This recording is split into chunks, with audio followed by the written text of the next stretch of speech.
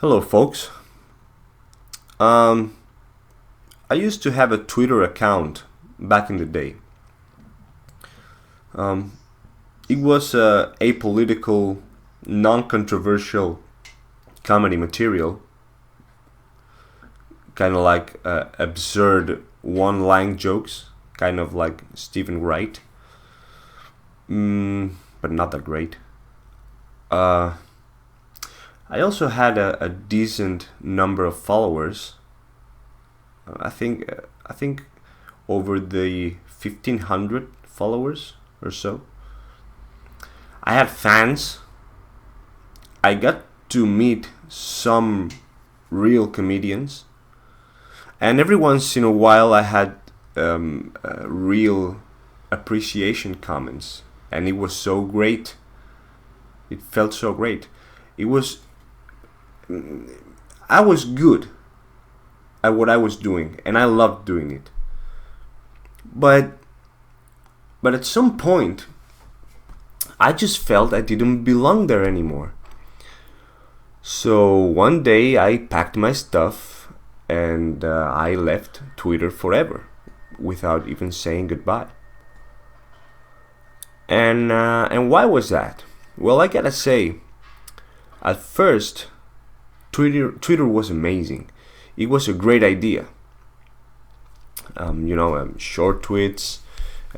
You choose whose tweets you want to see. You can share a tweet if you find it interesting. People did a good use of Twitter, and they were nice to each other, and communities were built around different interests, and it was very nice. But pretty quickly, around 2014-15, everything got pretty violent. It was the year where radical feminists took over. And everything in the news was all about sexism and racism, or homophobia, or Islamophobia, etc. And before that, there was a political community on Twitter, but then it turned into this crazy activism, and it was basically formed by college kids who had never learned how to debate, and they just bullied other people. That's what they did. They just felt that they had the right to bully them. They just felt that level of entitlement. They insulted them, they harassed them, they reported them, so they could get them banned. They doxed them and released all their private information they can find just for the sake of it. So I was with this non-political, non-controversial, clean account, just having fun, trying to write good, funny material. But every day in my timeline, this shit always comes up. This guy who retweets this infuriating article, or this tweet from a guy bullying another guy, or some nonsensical comments from some crazy feminist. So there was a point where you couldn't really disconnect from all this crap. You couldn't isolate yourself from it. It always grew back into your timeline. So it was distracting. I couldn't focus in making a pure, clean comedy anymore. And I started realizing that the social debate, which is not such thing, it's just people being assholes to each other, that it was taking over the whole Twitter thing. And it was near impossible for a user having a pure comedy-related Twitter experience, or a science-related experience, or a religion, or technology, fashion, etc., or any of these subjects, because every single time you click on your timeline, there's gonna be this retweet from some angry feminist, or some other kind of political nonsense. it was impossible to escape that. It was impossible. The social political ranting was furtively taking over the whole social network, the whole Twitter. And pretty soon after that, it was nearly impossible for me to think about new jokes, because I'm a guy with serious focus and memory problems, okay? I'm so easily distracted you couldn't even believe. I have to write down things as fast as possible because I forget them. I'm not editing these videos because I want to put them out as quickly as possible so I don't get distracted in the way and end up not putting them out. So every time I felt like writing new material, I got too distracted with this bullshit. And it stuck in my head. And it wouldn't leave. And it was a buzzkill. Because in order to write comedy, you have to be somehow synchronized with the people's minds. You have to have some notions of empathy in order to find out what makes something genuinely funny. But this new wave of political ranting was exactly the opposite. It's hating on other people. It's publicly despising whole demographic groups, dehumanizing them, not recognizing them as equals. Either are men or women, conservatives or progressives or liberals or Christians or Muslims or black or rich or poor or young or old, whatever. It was a huge antisocial movement. And this antisocial vibe is hitting you, hitting your head every day, again and again and again. And no matter how hard you try to ignore it, who you unfollow, who you block, it always ended up appearing in your timeline. So you couldn't escape that.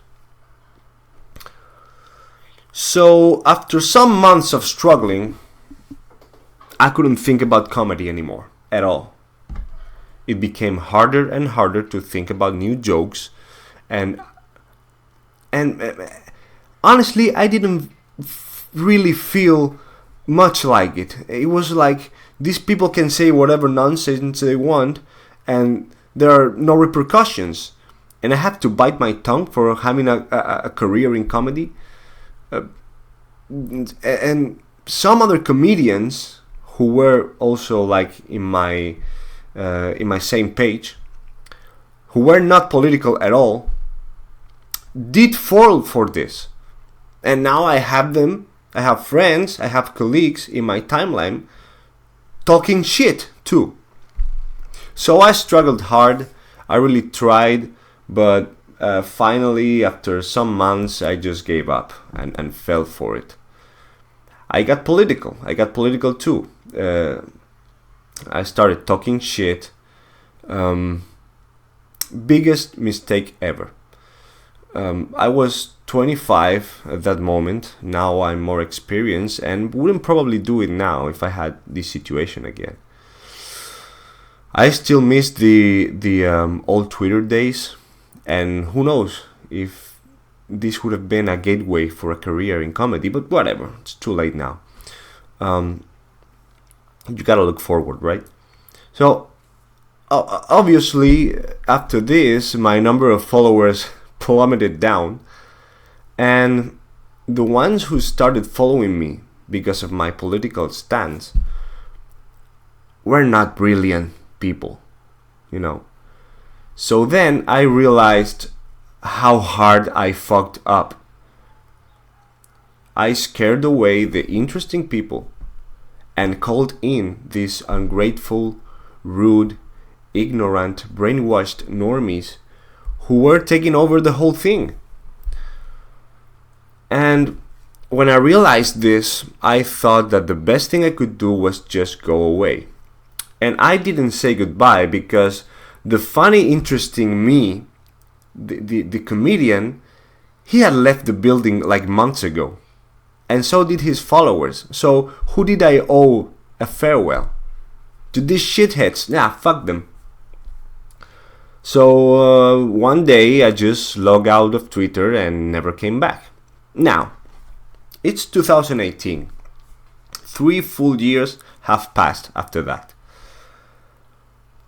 And some people who are still in there, they tell me horrible things about Twitter.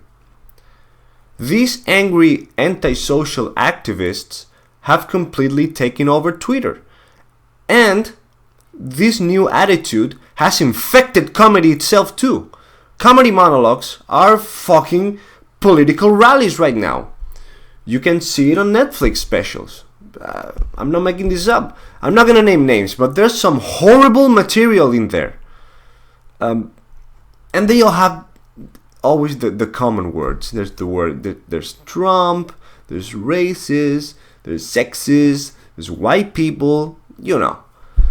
And back in the day when a comedian started acting like a political commentator, it was not considered that he was being a comedian at that moment, right? But now it is. Now this is considered comedy. You don't have to be a social empathetic guy to write jokes anymore. You just shit on a whole demographic group and pick up from the floor the 3 or 4 laughs from the other brainwashed jackasses who think that this is real humor and not shitty propaganda, and you will still be considered a comedian. You will fool up people to come up to your show and spit your shitty propaganda, because now that is comedy. So I don't think that my absurd Stephen Wright-like anti-humor comedy style would have survived this, because I wasn't that good and I wasn't that well disciplined, and it doesn't fit in the comedy scene right now. It would have been interesting to find out how far it would have taken me, but I don't think I would have gone too far, honestly. But the good part of this is that I got to quit that horrible social network, and I'm not listening to people's shitty opinions anymore. And I can focus on other stuff and not be angry all day. So maybe it was a good deal after all. Was it? What do you think? How do you feel about Twitter? Please comment down below, and don't forget to like and subscribe. Thanks for watching, and see you soon.